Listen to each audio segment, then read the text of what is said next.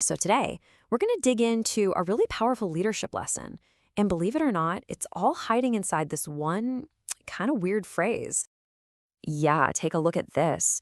The butler who folds his hands spills no tea. It's interesting, right? I mean, on the surface, it sounds like some piece of ancient wisdom, but it's also a little confusing. So, what's this really trying to tell us? And, more to the point, what in the world does this have to do with leading your team? Well, let's get into it. Okay, so the secret to this whole thing, the big leadership idea it's hiding, it actually comes from a place you would probably never, ever guess. Right, we're not heading to some slick corporate boardroom for this one. Nope. We're going to a factory floor, and we're going to meet a mentor who really, truly understood the psychology behind giving feedback. So picture this. It's the late 1970s. A young guy is going to Bible school, and he gets a job in a factory that makes those pop-up camper trailers.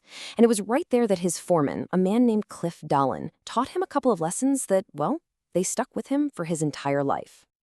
You see, Cliff had this incredible, almost intuitive grasp of how people tick, how they react to praise versus criticism. And he boiled it all down to two super simple but really powerful rules. And the first rule? It's all about this ratio right here, 10 to 1. But 10 times what to 1 what? Here's what it means. Cliff's big rule was that for every single time a supervisor gave a piece of criticism, they should have given 10 pieces of praise. His thinking was brilliant, right? If you build up this huge bank account of positive feedback, then when you have to make a withdrawal with some criticism, it's just so much easier for people to take. Now, Cliff's second rule was just as important. He said you should praise people in public. Let everyone see it. Let them share in that win. But criticism? That always has to happen in private. Why? Because public criticism, he said, is just plain humiliating. It stings like 5 times more, and it almost never actually works. And look, this isn't just about being polite or nice. These rules tap into some really deep-seated human psychology. It's all about making sure your team sees you as an ally, not, an adversary. This really breaks it down perfectly. You've got two completely different paths a team culture can go down. On one side, you've got the praise-first culture. Here, your team sees you as being on their side. They feel safe enough to actually tell you when they mess up, and everyone's focused on what you can achieve together. But on the other side, the criticism-first culture, the manager is the enemy. Mistakes get buried, and the whole game becomes about just trying to avoid getting in trouble. So what's the bottom line here? This whole approach, it builds trust. It creates a space where people aren't constantly terrified of being, chewed out for every little thing. So they're actually honest about their mistakes. And it also has a great side effect for the manager. It forces you to be more thoughtful. Criticism becomes this measured, helpful thing, not just some knee-jerk reaction from someone with a short fuse.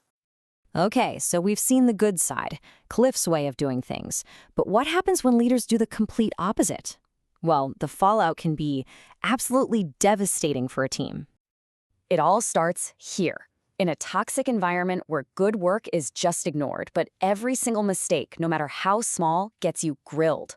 There's no upside, only punishment. And that, right away, creates a culture of fear.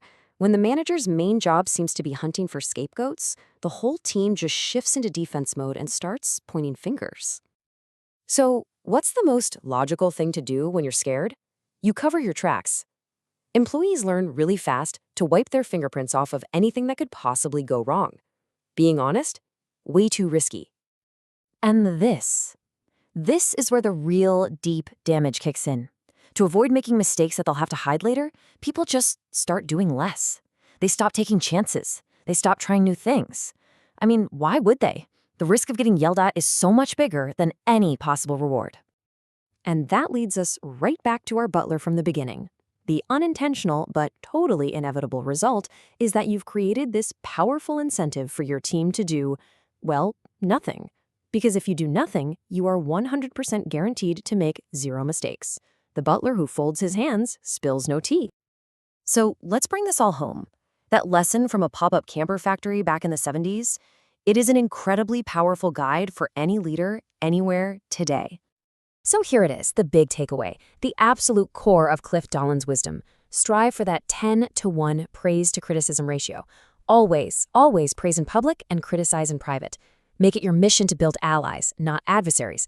And maybe most importantly, create a culture that rewards people for trying, for taking action, not one that accidentally incentivizes them to do nothing at all. So the last question here, it's for you. Take a hard look at your team. Are they active? Are they engaged? Are they, occasionally spilling some tea because they're actually trying to carry a full tray and get things done? Or are they just standing perfectly still, hands folded, making absolutely sure they never, ever make a mistake? The answer to that question will tell you everything you need to know about your leadership.